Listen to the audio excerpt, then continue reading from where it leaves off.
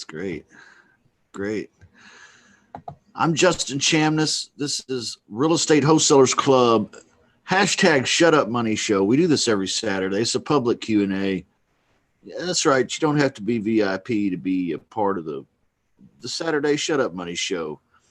All you have to do, if you want to be a part of this, is put your comments in the chat, or you can join us right here in the Zoom room at www.zoomjustin.com. The password is money. Zoomjustin.com. The password is money. All right, guys. This is a public Q&A, so not really a format to today. We don't have anything real special, like a guest or anything. Just want to take some questions and answers, have some good discussion. What are you guys into this week? What's happening in your business?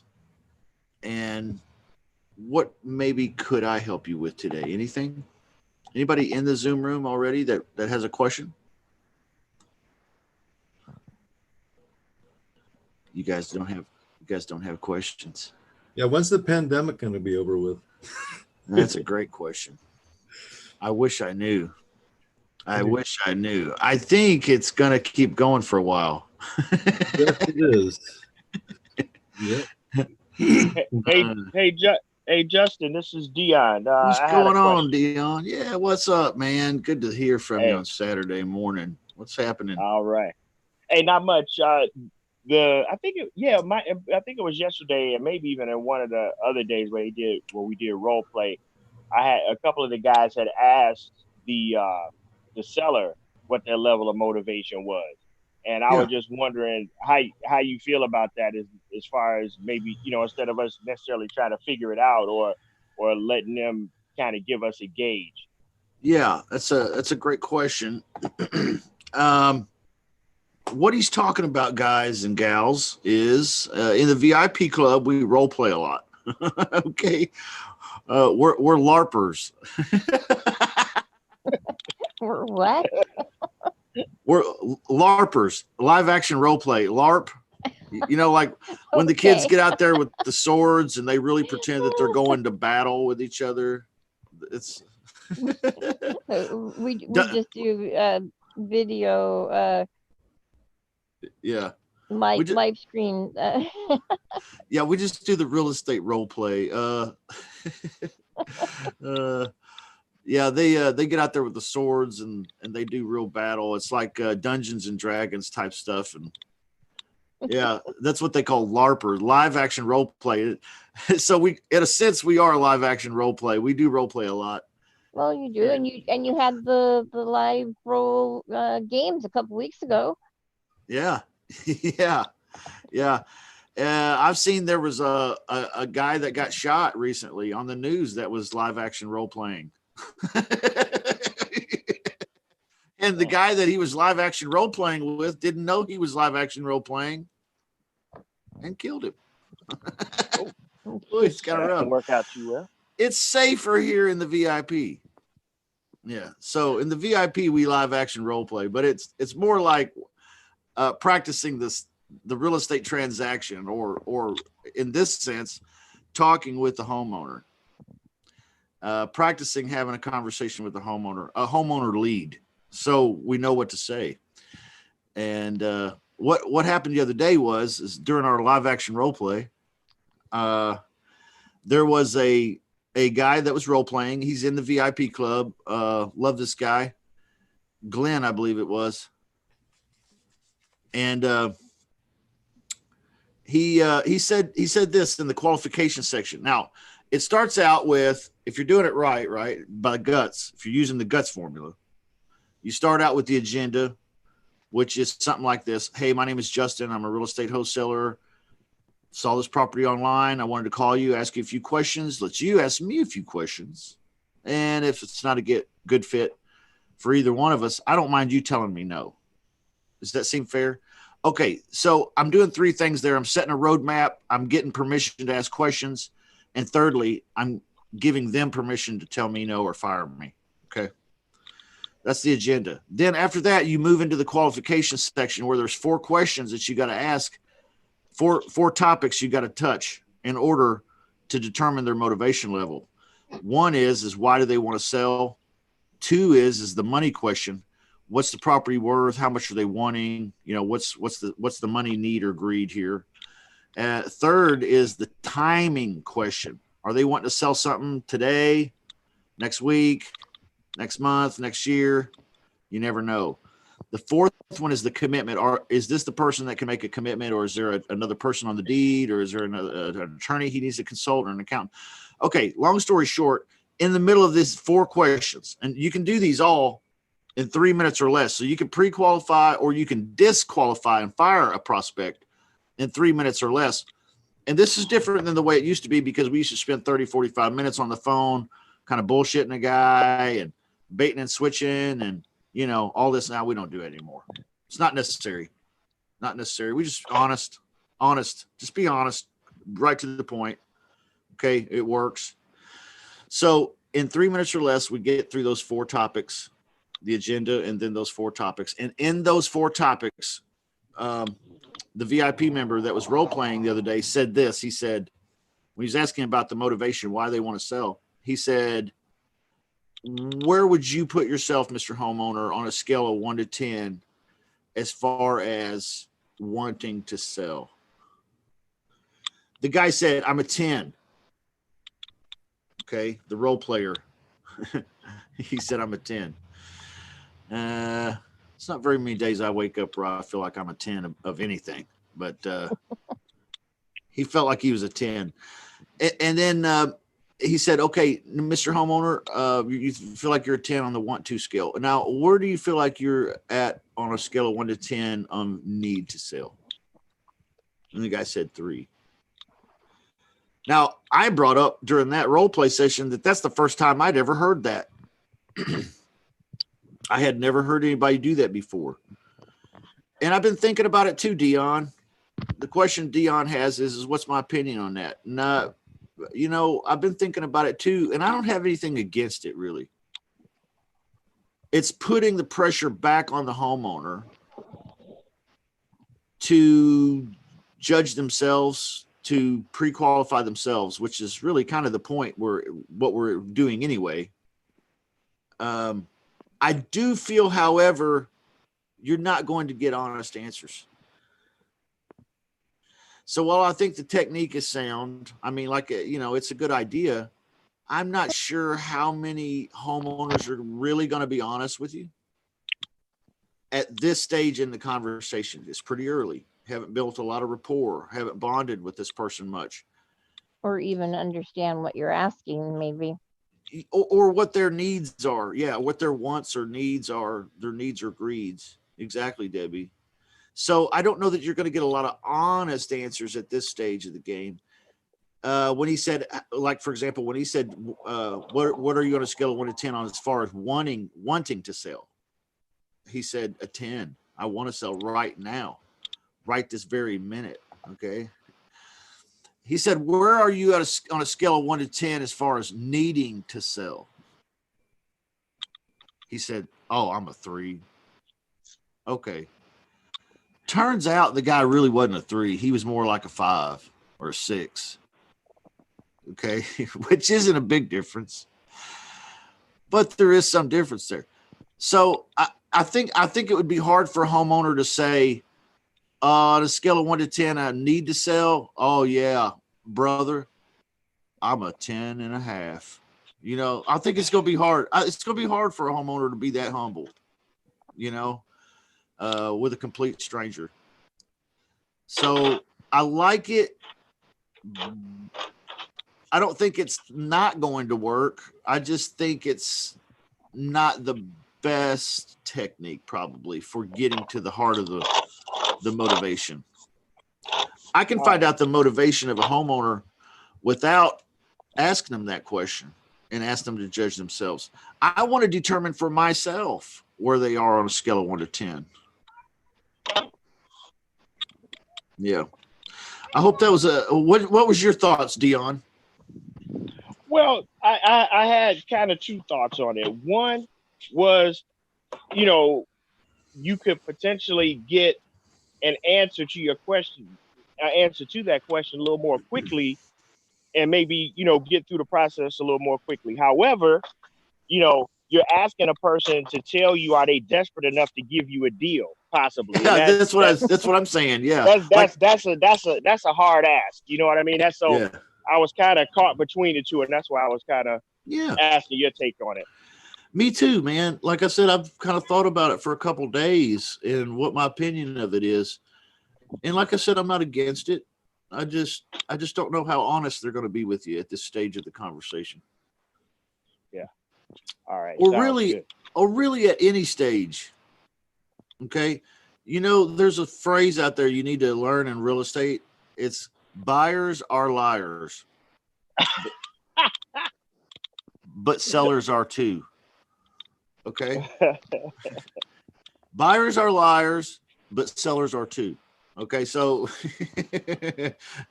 that's funny. Usually early in the conversation, see, most folks only have a couple, 2 or 3 good lies in them. They really only have 2 or 3 that we've got pre-programmed. If somebody came to the doorbell right now and rang the doorbell at your house, first of all, probably freak you out. Yeah. But you run to the door, let's say, open it up, and the guy says, hi, my name is Richard, and I wanted to stop by because I have an excellent opportunity I can show you. Do you have a couple of minutes of your time I could have? The old traditional sales pitch, warm up, right? He's trying to tee you up for a sales pitch. What's your automatic response? Oh, no, man. I can't right now. I've got something in the oven.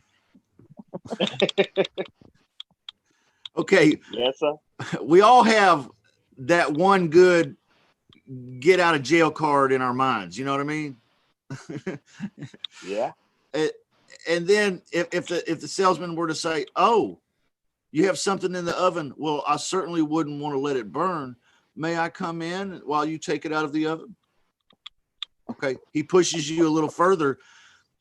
You're starting to run out of lies already. You're like, well, I would, man, but I just had the carpet cleaned and I'm afraid people get mud on the carpet. So I'm not going to be able to. Okay. You're reaching now. Okay. You're like, that was the second lie I had lined up. That's, I hope this guy stops. And then he says, I'll take my shoes off. And he says, I'll take my shoes off. That's fine. And he starts kicking his shoes off right there on the porch. And you're thinking, holy cow, I got to come up with one more. And it's hard to.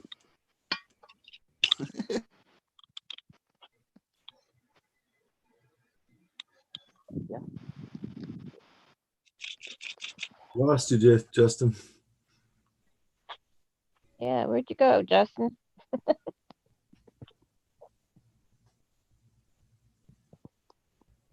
Did we all lose him? Maybe. I'm still here. I can hear you guys. I'm still here. Yeah, me too, but I don't see Justin or hear him. I can see Justin, but he's okay. he's not Maybe moving. he just disconnected himself. Yeah, he has a funny frozen face. Yeah. Oh, I don't even have that. Morning, Rick. Good morning, everyone.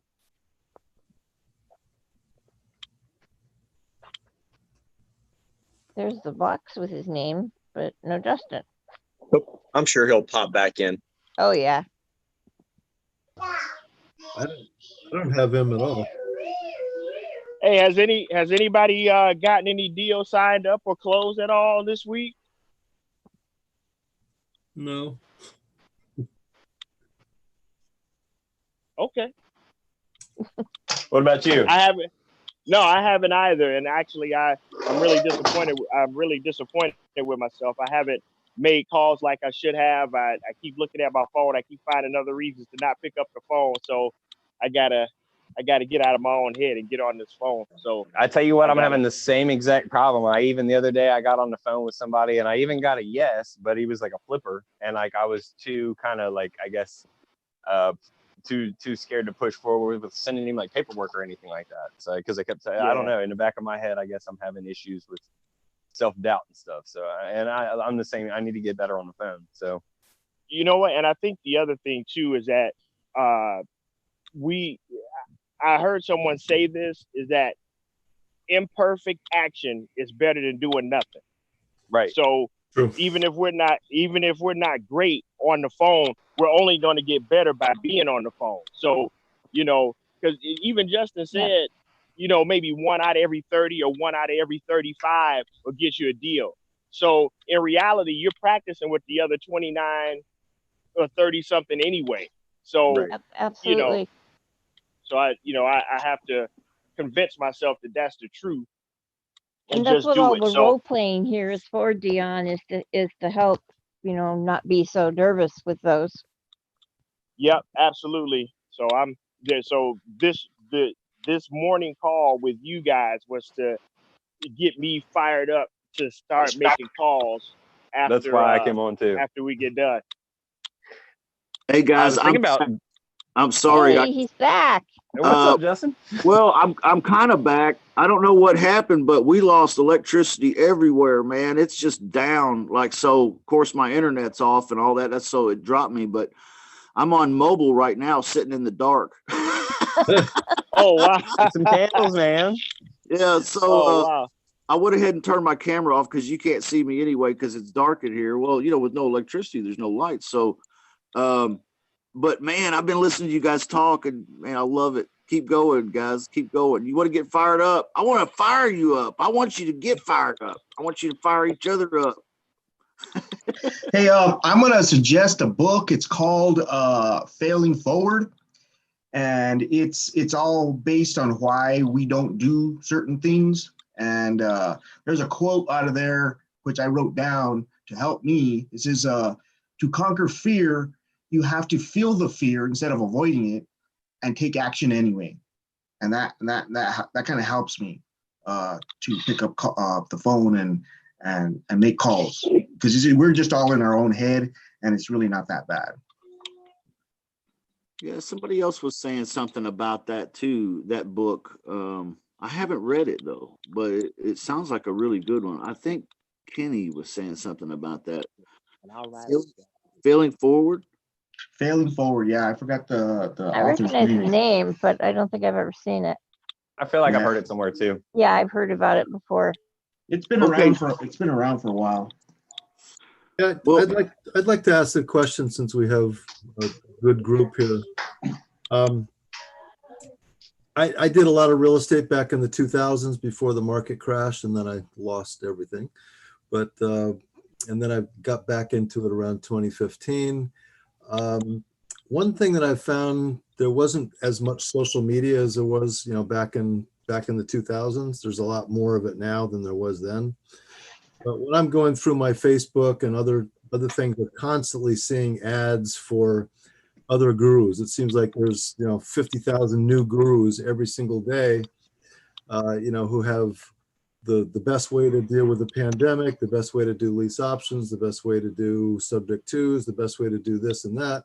And I'm finding it's really difficult to really stay focused on one thing. I mean, I know I'd have deals in the bag if I was just doing Justin's, lease option course.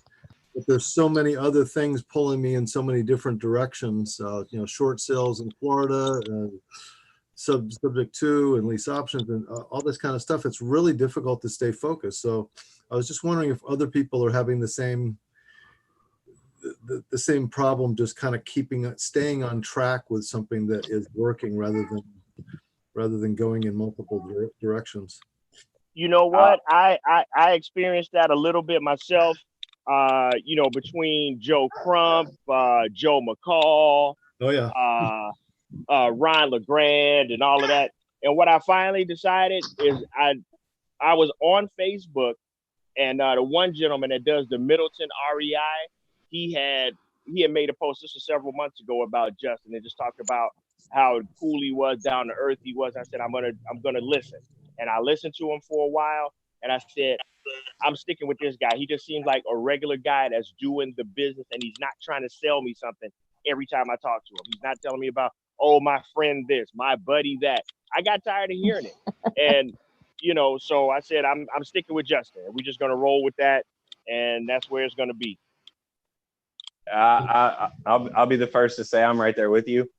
I've done Yeah, a you guys handful of picked the deals. best spot. Right. I've done a handful of deals like in my, I guess, like year and a half or so at doing this. But I find myself doing the same thing. Oh, look at wholesale. Oh, look at lease options. Oh, look at subject to. Oh, look at wraparounds. But same thing that you just said. I mean, I found Justin's group, and he's like a solid. I mean, it cracks me up in some of the videos, and this seems like a real solid group of people that are you know, ranging from beginners to experts that are all out here trying to help each other out. So that's kind of what I'm doing. I'm dedicating myself to doing. And then once you get better at this, and you got, you know, this down pat, you can move on to the next thing, or, you know, outsource everything, and then start looking into what you like. I'd like to do notes, but that's a lot to learn. So yeah, but you know. but the other thing too, you got to think about, this is a community, right? So there could be somebody here now that if you had a deal and wasn't quite sure what to do with it, then you could just ask, and maybe they can say, oh, well, you could do a subject to. I'll help you through it, or whatever. I know Ace does a lot of subject too. Yeah, instead of somebody trying to tell you that you need a coach for $5,000 to help you get through a deal. I don't have time for that. I ain't doing it. Right. Yeah. Well, would you say it's best to focus on just one thing and get good at that, and then move on to the next thing?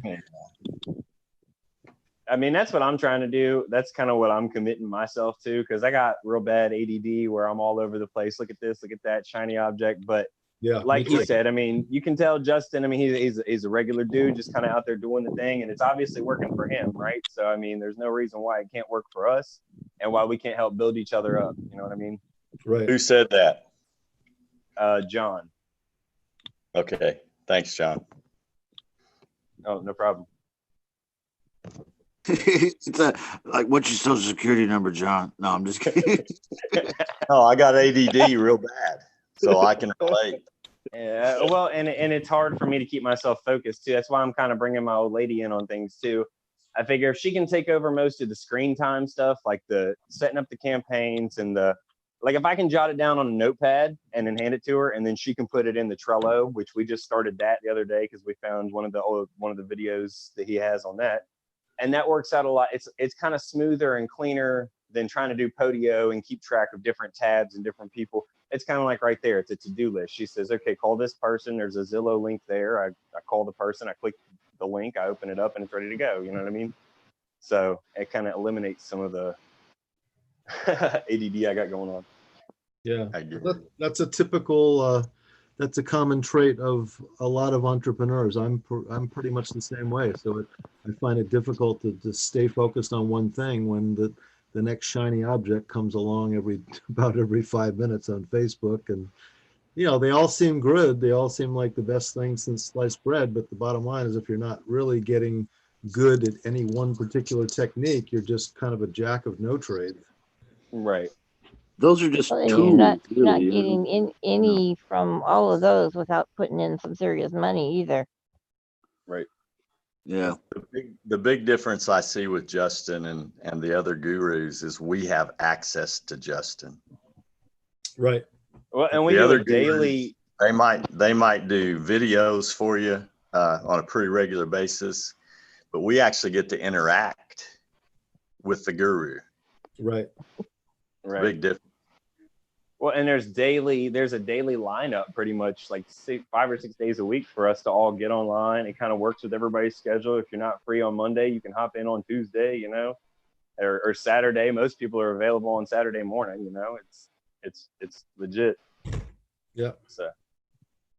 Hey, Justin, I have a question for you. You guys, I gotta put the tissues down because you guys are making me weep over here with all this. Hey, we need to do some role play too. We'll take it back here in a minute. I guess somebody was drunk or something, and they hit a light pole up here on the corner, like up from the office here, and they just like wiped At out. 8 o'clock in the morning or 10 o'clock in the morning on a Saturday. Just get back from the bars. Yeah, probably on the way home, you know. Yeah, what's the question you got, man? Okay, so we ran a list for a couple cities the other day, and that we're actually sending to our not to our skip tracers, but to our VA, who's going to start making calls Monday morning. And she's got a lot of experience. I think she worked for Brent Daniels at some point, which is the script which basically she uses and I'm starting to use. But when I sorted the list, we had like 776. I don't know what that scratching noise is in the background, but when we sorted the list by mailing address, obviously the address of the owner, we discovered that there were a ton of duplicates. And quite frankly, I don't want to be paying for skip tracing for each one of those, because there were like 130 or so that were all identical. So anyway, we found, so when we sorted by the mailing address, we found a lot of them, a lot of properties that were owned by the same person. So we've kind of set that list aside. Anybody with 3 or more properties, we set that aside, thinking that us being more experienced, maybe we should be calling those people because they have multiple properties. But what I wanted to ask you is, when you're dealing with landlords, do you find that homeowners with landlords with multiple properties are more or less likely to sell and negotiate? I mean, it seems to me the more properties they own, probably the more they are experienced as being a real estate investor, so they may be less negotiable. Maybe they may want to sell, but it doesn't mean that they're negotiable or that they're really open to really highly motivated to sell. Well, I'd say more tenants is more headaches. Yeah, well, that's true. That's true. That's why I'm trying to figure out what you other guys are doing too. If you're dealing with landlords, if you're dealing with somebody who's got 12 properties or 15 properties, or if you're dealing with people that only own one house, but it's a rental. Are you better off dealing with a rental, a single person who owns a rental property, or somebody who's doing, got 12 or 15 properties in the hoop? Well, let me tell you a story real quick about a guy named Lenny. I met Lenny. He was just a normal kind of guy. Like, he's from my market area here. Lenny, I guess, was some kind of a, blue collar guy. I don't know. I don't really know what he did. But all along the way, making decent money at some job during his life, he would buy these little properties. So now he has like 10 or 11 properties, and he's in his mid 60s. And he was telling me, he was like, hey, I'm getting tired of this, these properties. And the more I talk to him, though, the more wishy-washy he becomes. He's like, well, I'm tired, but this is kind of nice. I like the income, and I've worked on these so long, I don't know if I could ever really sell them. But what Lenny ended up doing is Lenny ended up selling 5 of the 10, and then taking the money and going and buying some properties in some nicer areas. Yeah. So Lenny, although he complains about being a landlord, he really doesn't mean it, because he really likes the money. But that doesn't mean he's not a seller either, because he's also one of these guys who has shiny object syndrome. And if somebody's willing to make a cash offer on some of these houses I don't like anymore, then maybe I'll sell off those and then I'll go buy something else. So you really can't ever judge a guy based on how many properties he has or how long he's been in the business or any of that, because everybody is just so doggone different, Yeah. Yeah. Well, Also, a lot of homeowners, individual homeowners, are completely unrealistic about their property, where a guy like Lenny probably knows when you make him a reasonable deal. Would you say unrealistic, Greg? What are you talking about, man? What do you mean unrealistic? Well, I think a lot of the I think part of what we're trying to overcome with people is they think somebody's just going to walk off the street and see their FSBO that they've done a very poor job of advertising. They've done a very poor job of making a property look the way it needs to look. In a lot of cases, they got a huge price. They're way overpriced, and it's not grounded in reality. But yet they think somebody's going to come by and buy that. And I think that's why a lot of times the FSBO people, that prospect 6 or 8 months from now, when nobody's looking at their property, they're a different prospect. But they start out with some unrealistic expectations, I think. Would you say that that those types of sellers are, when they go to sell their property, let's say they're trying to liquidate and just get out of being a landlord or get rid of some properties, are they looking at the price closer to what we try to do, which is, ARV times 0.7 minus rehab cost minus our fee? Nah, it depends, man. In Lenny's case, I picked up all 5 properties as a package.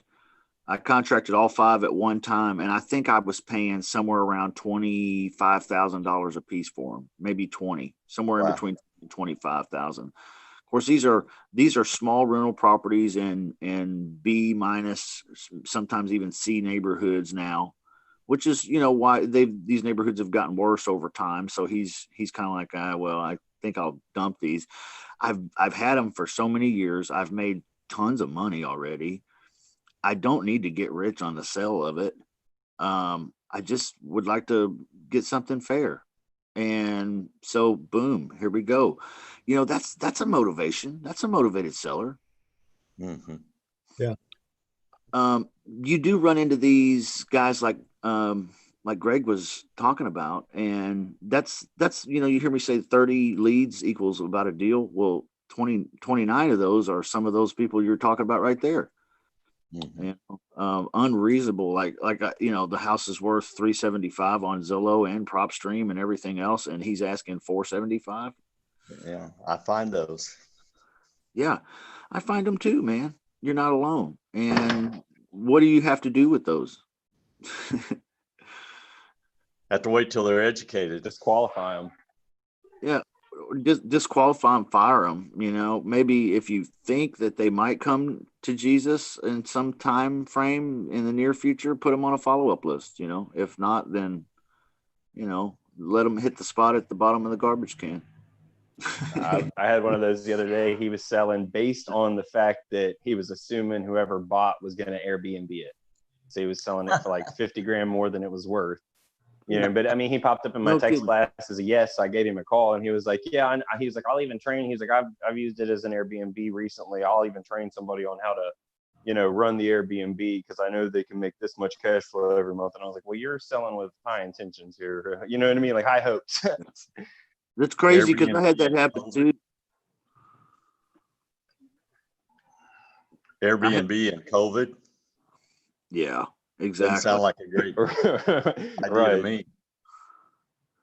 Exactly. That's not a good combo. I've heard the Airbnb businesses in it's what do they call it? Out of breath, breathing heavy here. It's in the toilet, baby. Yeah. Larry's got his hand up. What are you talking about, Larry? Couple of things, Justin. Yeah. What do you guys know about the being able to text blast? Some people say that we can get in a lot of trouble, but there's a company out there, Automated REI. That's all they do all day long. I don't know that they've ever been in trouble. No, that's a great question, Larry. There is a law. It's called TCPA. It's Telephony Consumer Protection Act. I always thought telephony was a weird word because it ends with phony. But yeah, that's a law. The do not call list, all that stuff.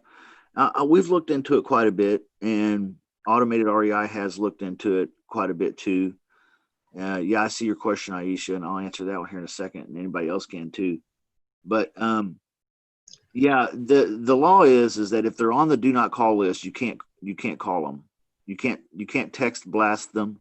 Okay, you can't do any of that. The way the Automated REI gets around this is they are scraping Zillow and they are scraping Craigslist. So technically, these people already have their contact information on the internet, asking for people to call and inquire about this property. Oh, okay, I see. Okay, so they're not really going to get in trouble with that. Now, they do sell lists and stuff too, Larry. So when you buy a list, you need to really run it through the do not call, which you can do at myfreednc.com.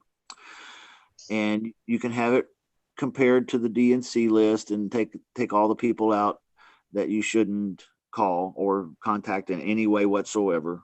And then what's left, you can call them. Sure, there's no law against calling them, but what about texting them? Yeah, actually, if you text blast them, that's illegal. So how do we get around this? Automated REI has a module in their platform, and it's called TCPA compliant. Okay. And what that does is that allows you to text very fast, all of them individually. So you write a single message and then you hit click and it sends to the first one. You hit click, it sends to the second one, third, fourth, fifth, sixth. You can get through 150 of these in about a minute and a half. Okay. So, and the law says, and we just had it posted yesterday in the one-on-one chat room for the one-on-one students of mine. Now, I'm going to see if I can find it here, because we actually Michael Batista actually pasted it here. It says FCC rules that phone-to-phone texting is not subject to TCPA. The FCC holds squarely if a texting platform actually requires a person to actively and affirmatively manually transmit each message one at a time, then such platform would not be an auto dialer that is subject to the TCPA regulations. Okay. This makes Stratix network political peer-to-peer texting a fully legal way to contact voters or other consumers on mobile phones. So in other words, if you're using the TCPA compliant, you're not really text blasting. You're manually sending each text, even though you're sending them all the same message at the same time. Okay.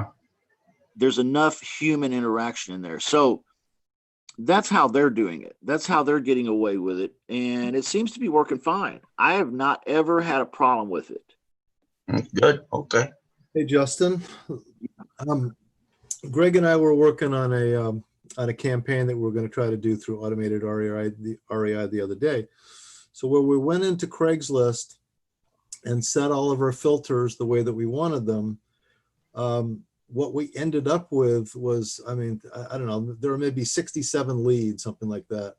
The first 9 or 10 were leads, that not necessarily good leads.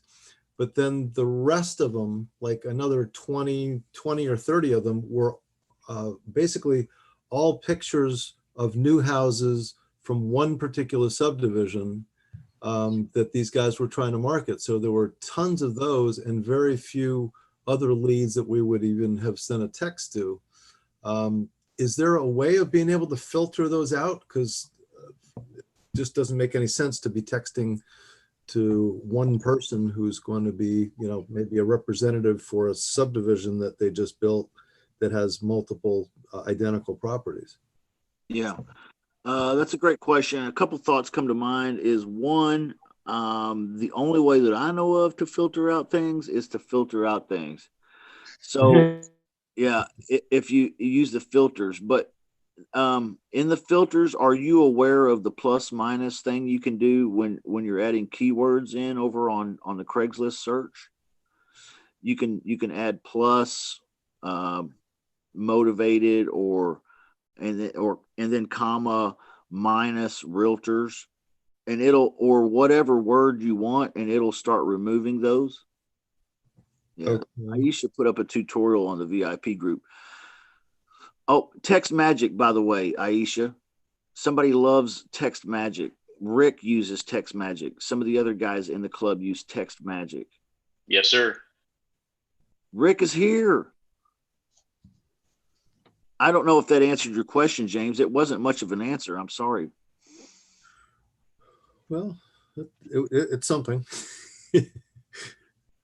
I know what you're talking about.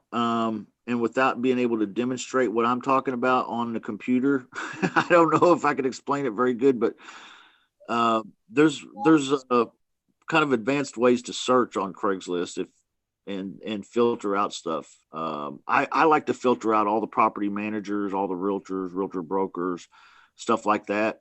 And I need to show you how to do it, but I can't on my phone, and I don't have electric right now for some reason. So sorry about that. Okay. But Aisha put a tutorial in the Facebook group that might cover that. I don't know what that tutorial is, Aisha. Rick, what do you have to say about text magic, dude? I've liked text magic for a long time. I like their mobile app is great, and it's just overall a cool platform. I mean, you can blast with it. Like I'll have a VA set up text daily to go out at a certain time, but as the responses come in, you can use the mobile app portion to respond directly from your phone if you're out and about. So it's just overall cool. I use it a lot, so I have nothing negative to say about it. Rick, have you done it in comparison to automated REI and had better results or similar results or worse results? I have not used automated REI for texting, so I really can't compare. What's the cost on it, man? I believe it's 4 cents. Yeah, okay. I think automated REI is like 3 cents, so it's pretty comparable. I'd have to look because I have it like to automatically charge like every 10 or 20 bucks. I just put it in there so it automatically hits me. So it's been a while since I've looked, but I believe it was 4. Okay. Hey, but what is the monthly is what I'm saying too. Nothing. There's no monthly. No monthly. Get out of here. Really? Nope. Oh, no, man. All right, you guys, if any of you guys ever get it and need help with it, I mean, just reach out. I'll help you out in any way I can. Hey, just kind of throw my 2 cents in here if it means anything. I know Justin's mentioned this before, but sometimes it kind of is based on your area as far as the Craigslist scraping too. So some places the Zillow scraping does better. Some places the Craigslist scraping does better. I've learned in kind of my local market to aim more for the Zillow because most of the Craigslist ads are either people doing lease options or wholesalers. A lot of them anyway in my local market. So I stay on Zillow. So I don't know if that helps or not. Okay.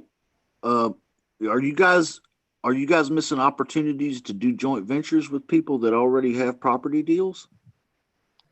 No, I was just stating that that's more or less what I find when I do Craigslist scrapes. I wasn't saying that I'm missing opportunities. I'm just saying that that's what I find when I do the Craigslist scrapes versus, he's saying he finds a lot of more of the subdivision or whatever is what he's finding a lot of. So I'm just pointing that out.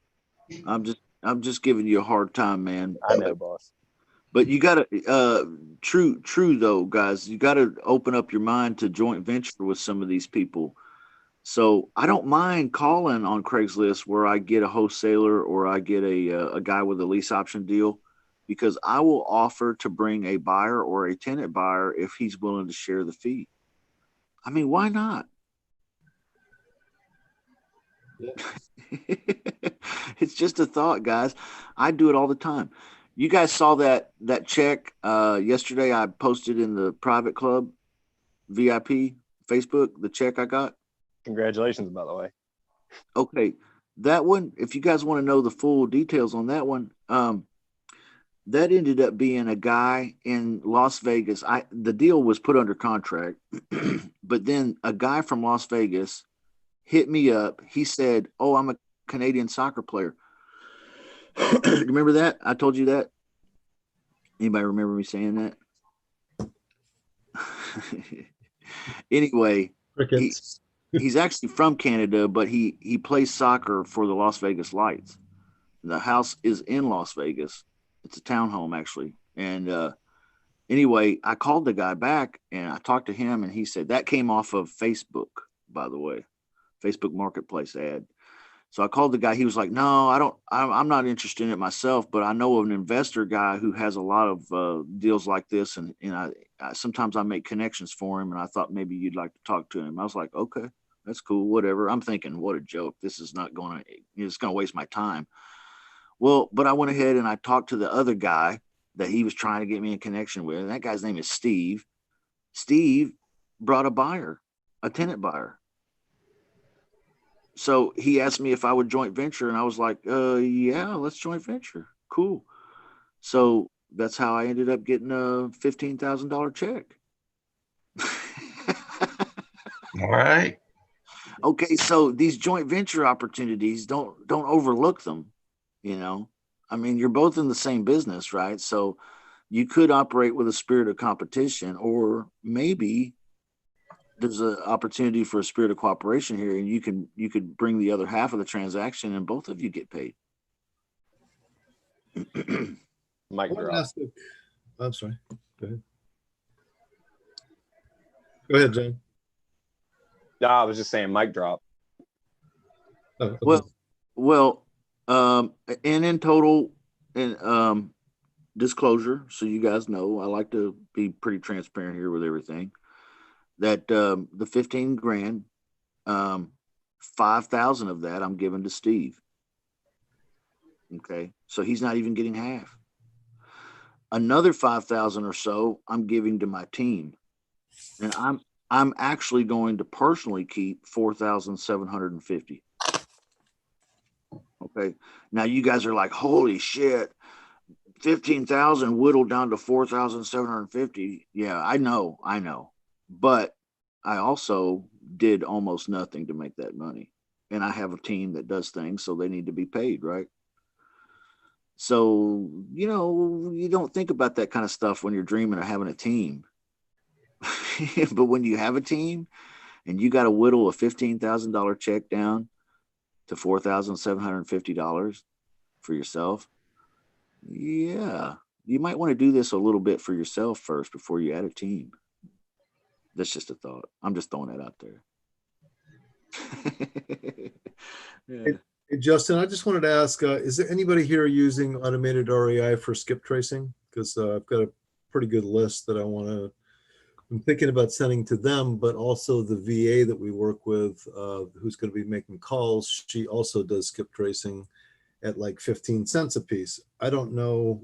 I know that there are varying degrees of quality for skip tracing. So I'm wondering if I should just send the list over to Michael to Automated REI and have them do that for 6 cents, as opposed to having our VA do the skip tracing herself. I've used it. The tier 3 stuff's good. Anybody else use it? I just did a list with Automated REI for cold calling. How was it? It actually came back with better hits than PropStream. Oh, okay. That's good, because PropStream's like 30 cents a piece. Yeah, it seems to be like I don't know how Automated REI gets their data, but I don't know. They just did better than what PropStream had. Yeah. Do you have somebody making calls for you, David? I do. I actually had Justin actually spoke to my VA the other day, and they ran through a list. They're finishing up the list today. Okay. I'd actually like to talk to you at some point about this. Maybe we can compare goods and bads and what's working and what's not. So maybe we can help each other save money and make more money too.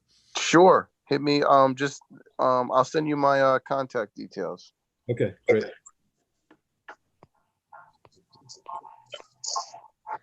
We got a good group here. Who else has questions or comments or role play we can do? Hey, Justin, I got a question. Yeah, David, what's cooking, man? For all the people in the group, is anybody a licensed realtor? Oh, I know we got realtors. I am in California. Rick, I just have a question. Do you find that it's better being a realtor versus not being just an investor, or what do you find? Yeah, I don't. I don't advertise that I'm a realtor, whenever I'm out prospecting, but it does give me a lot of better insight as far as running comps, especially in California. And then I can carry on that conversation with some of the homeowners that actually have the real estate license and, are trying to compare, how MLS comps from their local MLS that the realtor gave them as compared to something else. So I find it is just kind of gives you that extra tool, and it's more on the positive than it is the negative. You just, once you go there, you and make offers and things like that, you just disclose everything and, keep above board, and you won't have any problems. So it actually helps you being licensed as a realtor. I think so. I mean, I think you can do this business perfectly fine without one, but with it, it just opens up just kind of a different conversation. Like I can easily work deals from other realtors that maybe can't sell a listing and things like that. So it just opens up more doors personally. Okay. Thank you. I appreciate it. For sure. I've been thinking about doing it too, David. To be honest with you, I have. I've been doing this wholesaling thing for a long time. I've never had a license. I've thought about it many, many times. I've even recently thought about it, like this week. Even I've even talked to my wife about it. I'm like, maybe I ought to just do it. I don't know what. No, man. I'm like, well, it's only a couple $1,000 here, and for the schooling, the MLS fees, all that stuff. And then I'm like, well, so a couple $1,000, that ain't bad, but it's 2 weeks. It's 2 weeks of going to class. And I'm like, shoot, how am I going to do that? Nah, forget it. But, I'll debate it probably until I either do or die.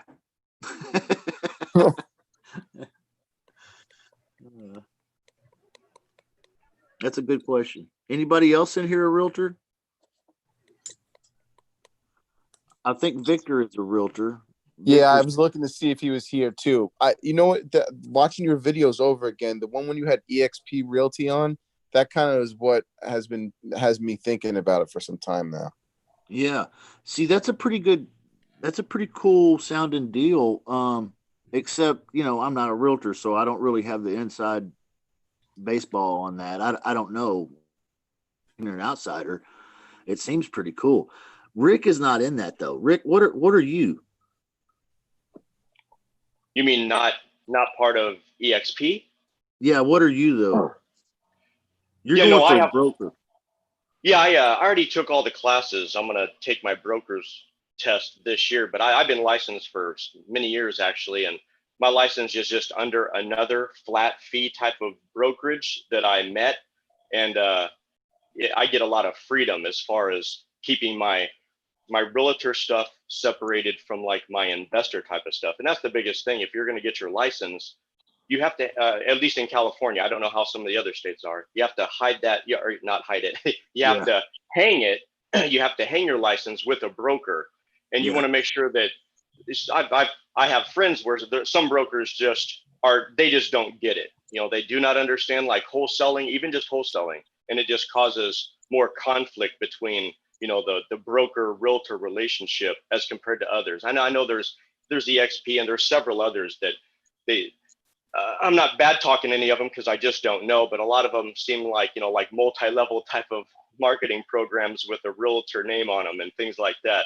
But yeah, I decided to take an extra step and actually become a broker. Then I could bring on like investor friendly realtors and kind of build a business that direction in a sense. So, but that's just from what I've seen. But as long as you find an investor friendly broker, then you shouldn't have any problems. And how did you go about finding that investor friendly broker? Yeah, I mean, for a while, I was with like a name brand, and then as I got more and more involved with flipping short sales and some other creative type stuff, I just started making some calls. Okay. And I would kind of interview them in a sense and just really break down like, this is what I'm doing and it has nothing to do with you and what's your take on that. And, just really talking to some of them, either the broker themselves, if it's a smaller type of group or, whoever their representative is that brings on new agents, and just to kind of let them know what you're doing and get their thoughts on it.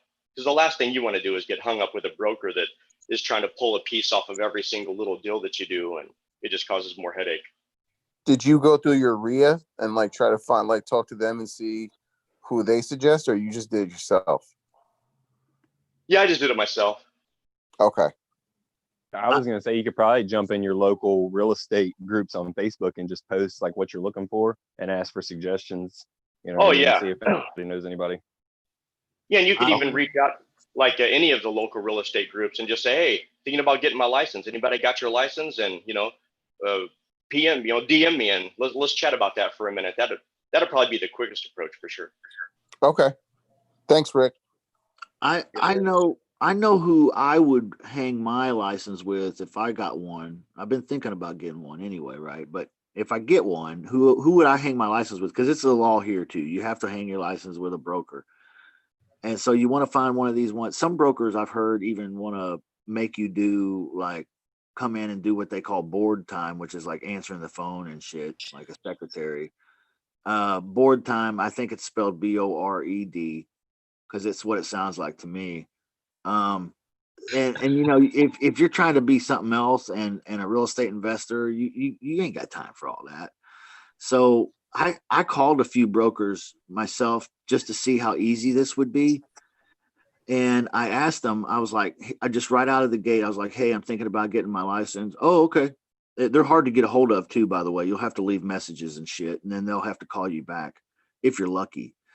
And they'll call back if you're lucky. And I just went right to the point. I was like, hey, I'm thinking about getting my license, but hey, I'm really an investor. And I just want to get my license to have it for kicks and gigs. And so I'm looking for somewhere I can hang it without there being any problems or fees or board time or any requirements really. Is this a possibility here? And you know what I found? It's these mom and pop brokers. There's little brokerages that are like little mom and pops. They're used to that, and they're like, yeah. I mean, I had a couple of them say, yeah, that's cool, man. Come on in here. I have a $250 transaction fee for every deal that you close on the MLS. But besides that, I don't care what you do. Oh, okay. I don't even want to see you.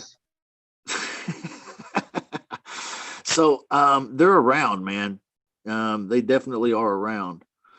But then there are some that are just like also trying to run some kind of corporate kind of office scenario, and that wasn't for me. That's for sure. I don't know that would fit anyone in this room, but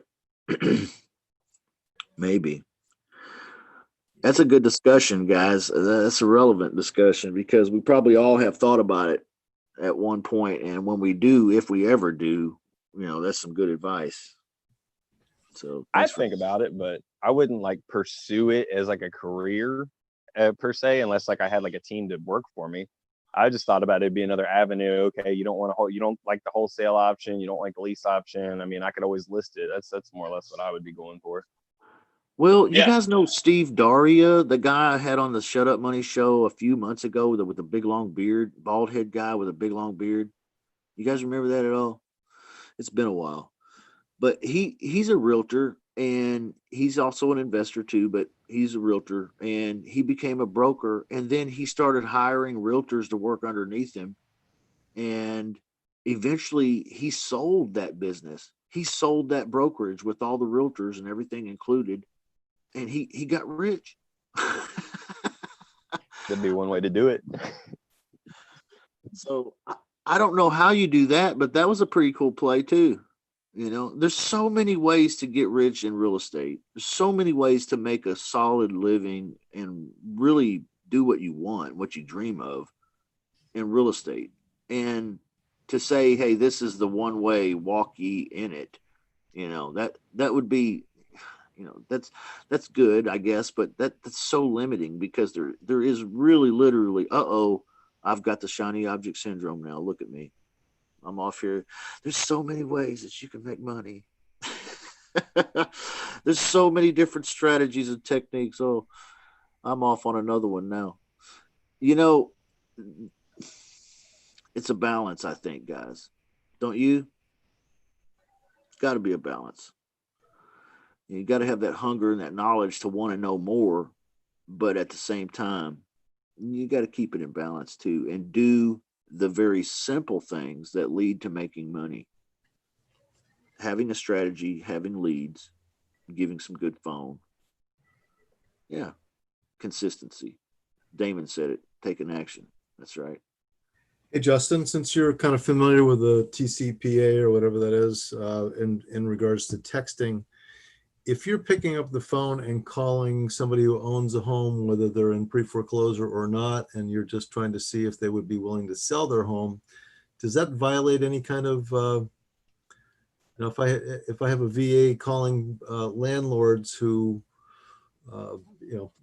have whatever equity and, may be interested in selling their homes, is that violating anything against any laws if you're calling them to buy something from them as opposed to trying to sell them something?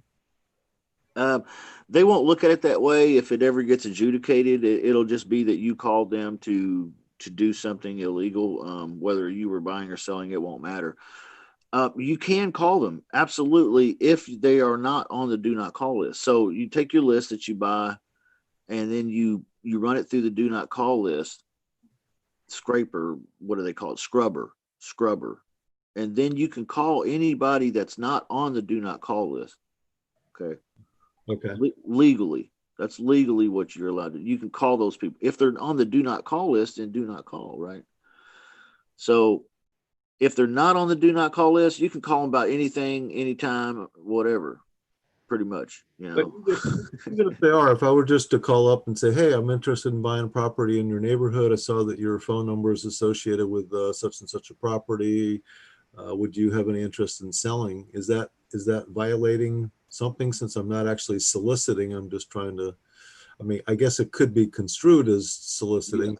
I'm really trying to buy something from them, not sell something to them.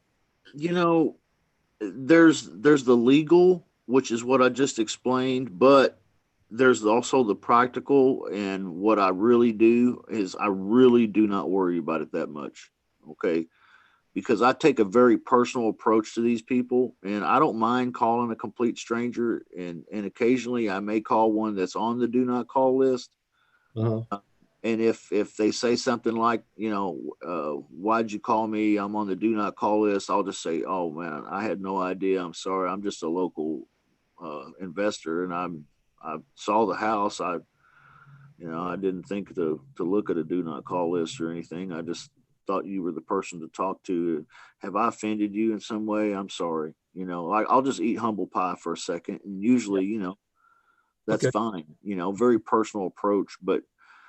Because there is a digital fence around these people, you can hop the fence and go over and see if you can find some low hanging fruit, but be careful, that's all. If you get nabbed, don't blame me, but I have not been nabbed. Okay. That's the truth. I have not been personally, but that does not mean that someone hasn't been. Okay. Right. I don't really even know what the fees are, the penalties. I was explaining this the other day. You can really get caught up in the fear of all this, Batch Litigator Scrub. There you go. BatchLitigatorScrub.com. Batch Litigator, not alligator. BatchLitigatorScrub.com. David says that's a good place to go to scrub your list. But I was telling you guys the other day that there are even attorneys out there now trying to find realtors. Steve Daria, the guy I was just talking about, had a video out the other day about this, where in Southern Florida, there's attorneys looking at realtors' websites. Rick, if you got a website, Rick, you got to listen to this, man. There's realtors out there sending people letters saying you're going to be sued unless you send us money right now. We'll settle with you if you send us money right now, because your website is not ADA compliant. ADA, Americans with Disabilities Act. In other words, blind people can't navigate your site worth of shit. And so now we're going to sue you, or you're going to give us lawyers out there. Oh, jeez. Yeah. So, it's like, oh, okay, there's wolves out there. Oh, yeah, there are. There are wolves out there. But that can't keep you from living your life. You know what I mean? So be safe as much as you can. Be smart as much as you can. Be humble and honest. But don't be so afraid that you don't do anything. That's all my point is. Hey, You know. Justin, I'm gonna post something to the chat. But basically it's about, I don't know what that scratching noise is. Okay. Stop every time I say it. Anyway, I'm gonna post something to the chat, and it's about wholesaling in Ohio. And the reason I'm bringing it to your attention, I don't know if you do business in Ohio, but I'm wondering if this is a new trend, if this is something that's going to be happening across the board with other states, because they've made it very restrictive. Yeah, I'm familiar with what you're talking about. Okay. Ohio has become questionable in how you do things as a wholesaler. Oklahoma is about to become questionable. Okay. There are several places around. Illinois also, aren't they? Yes, Illinois is one where you can do one a year. Okay, so you said Illinois 1 per year? Yeah. Yeah. Oklahoma is Unless about, you're a realtor. Oklahoma is Oklahoma. Yeah, unless you're a realtor, that's right, or broker. Yeah. Right, which means, I mean, it might be time to start looking into getting a license. Yeah, maybe. That'd be okay. The solution to that is the solution to all these problems is not an impossible one. It's just get a freaking license. Okay, make them happy.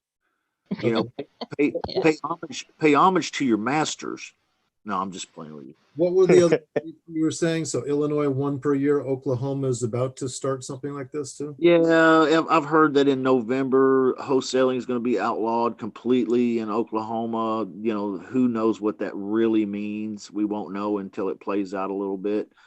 There's several places around. I don't avoid Texas. You hear a lot of people say, don't go to Texas. It's illegal there. No, it's not. It's not illegal to do lease options in Texas. It's only illegal to do sandwich lease options in Texas. So you could still do assignment lease options, but you need to have there's another form or two that you should have in your packet when you close. And I have those. If you need them, just holler. But, so there's a few places around town, but where you can't go, but there's a lot of places you still can go.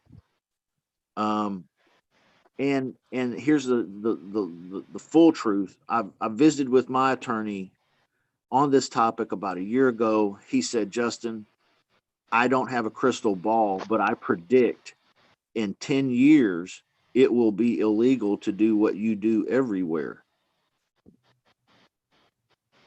I said, okay. Wouldn't be surprised. He said, but before that happens, the title insurance companies will refuse to insure transactions that include an assignment, AKA wholesaler.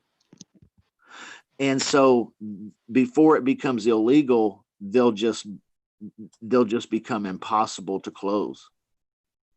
Yeah. Okay. He's like, so the solution will eventually be either get busy now and get rich now, or get a license. So there you go. Long story short, all the doom and gloom is probably fixable with a license. Pay homage to your masters kind of thing. Guys, I'm looking at the participants here, and it says, James, there's a 1 by you. There's a 1 by Damon. There's a 1 by David. Does this mean something like you guys wanted to say something, or do you guys know what I'm talking about? No, I don't see a 1. I don't see a 1. I see it. I see an 8 by Aisha. Maybe it's like their chat. Oh, okay. Maybe how many chats they added or something. Oh, okay. All right. Well, thanks for. Let me ask you a question on that subject. Isn't that a B? Not an 8? No, I just see 1s. Okay, but somebody just said they saw an 8 next to Aisha. I'm on my phone too, but I see an 8 next to Aisha, 1 next to Rick, 3 next to Damon. I don't know. Okay. Yeah. I think that's chats, like how many times they added to the chat room, maybe. Right. I was just gonna say if it meant that you were wanting to say something and I was talking too much, just interrupt me. I have a question. while we're on it, now as far as if we didn't go through getting a license, could we use transactional funding or private lending to pull off a wholesale transaction still, and it'd be legal? I mean, technically you would be taking title at that point, right? Yeah, but who wants to give 3% of every deal? You know what I mean? No, well, I mean, you're gonna have. Well, I guess it depends on what you work out with your broker, but if you're gonna have to give them a piece of part of your deals, well, I guess I don't know. No, not really, man. I mean, what we're talking about is housing your license under a broker that charges almost nothing. Oh, okay, I got you. Yeah, and there are some out there like that. Justin, Yeah, yep. Is this Jerry? yes. Yeah, Jerry, what's up? Say if your lease option deals, what if you found a broker and paid that broker a flat fee to market it? Like, Yep. for instance, $500 or $1,000. Yep. Excellent way to do it is to build a relationship with a realtor or a broker. Yep. And they oftentimes can list houses like this on the MLS for you. Yep. And sell it right on the MLS. That's absolutely true, Jerry. Rick, do you have any comments about this being a realtor? Well, I mean, on the realtor side, the great thing about it is you could either list it and post it yourself. If you wanted to kind of work that angle, you could refer it and get a referral fee for it.